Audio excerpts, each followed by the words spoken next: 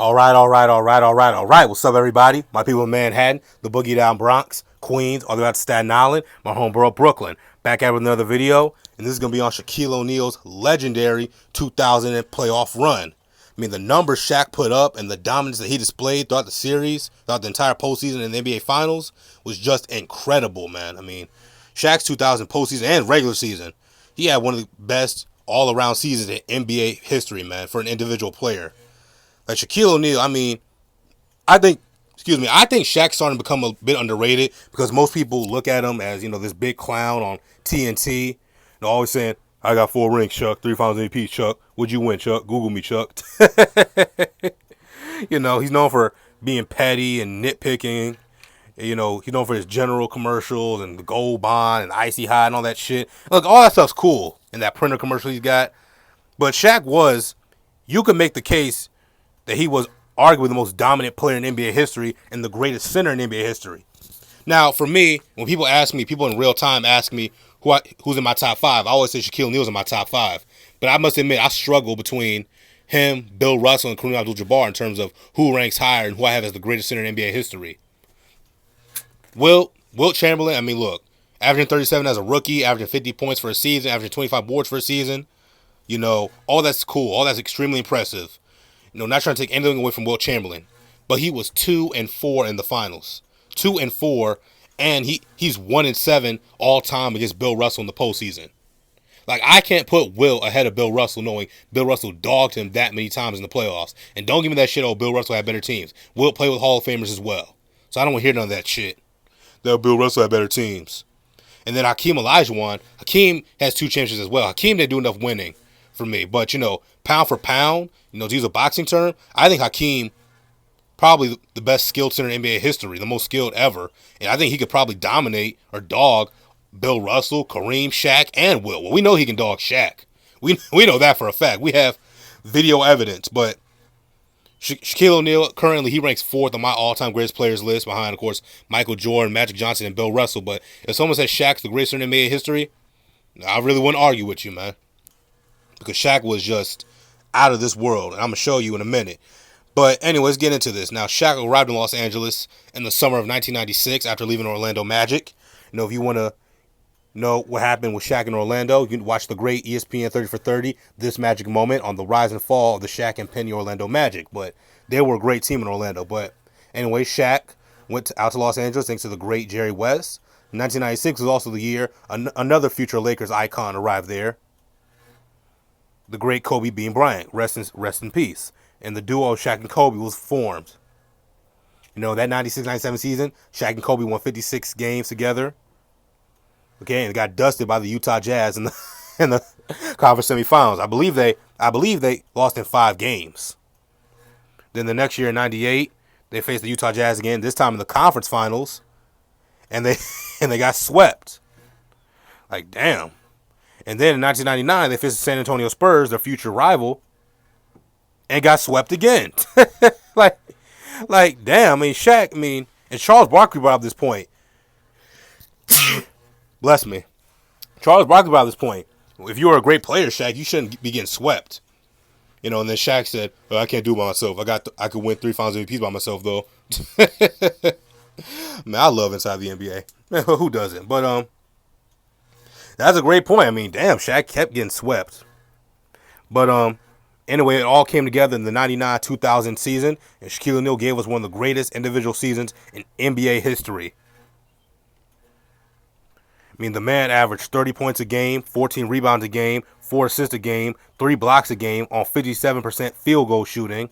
The Lakers won 67 games, secured the number 1 seed in the Western Conference, and for his efforts, Shaquille O'Neal was awarded the NBA's Most Valuable Player Award. Now, Shaquille O'Neal almost was the first unanimous MVP in NBA history. But one voter gave it a vote to Allen Iverson. So, and Shaq is still mad about that. But Shaq showed why he should have been the first unanimous MVP in the playoffs. From the literal jump.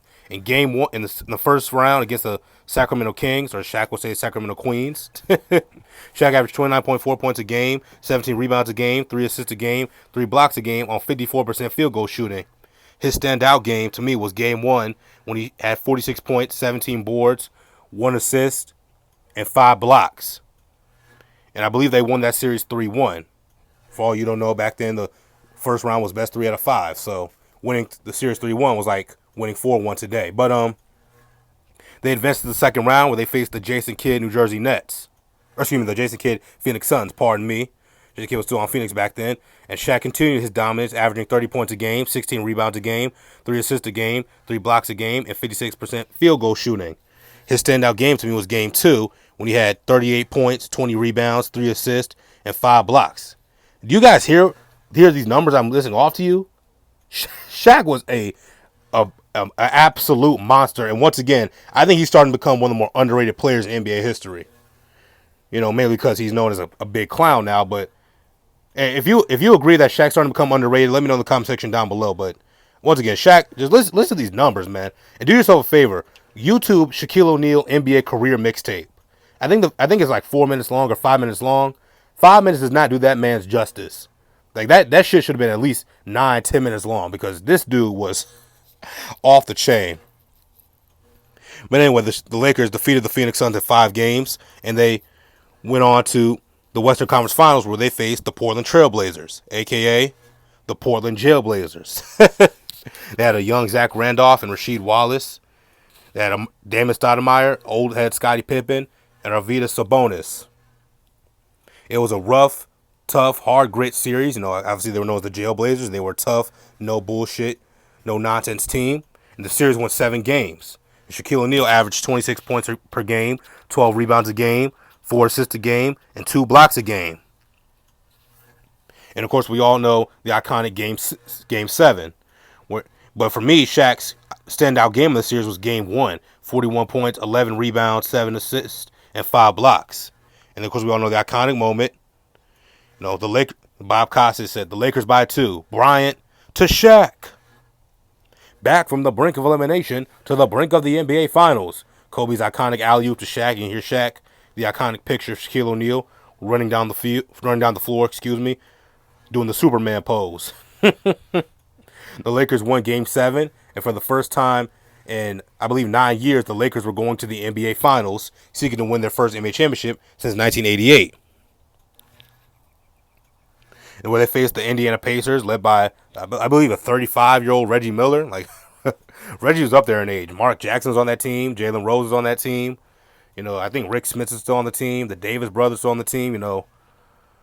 And Shaq, I mean, his NBA Finals performance in 2000s probably, if not the greatest ever, it's definitely top 5 for me. I mean, the man averaged 38 points a game, 17 rebounds a game, 2 assists a game, 3 blocks a game, and 61% field goal percentage. Shaq was just out of this world. And of course, we all know that iconic moment in Game 4 where Kobe Bryant, rest in peace, you know, helped seal the Lakers' victory after Shaq fouled out. You know, the Lakers lost Game 5. They lost Game 5, and then Game 6, Shaq had 41 points, 12 rebounds, 1 assist, and 4 blocks.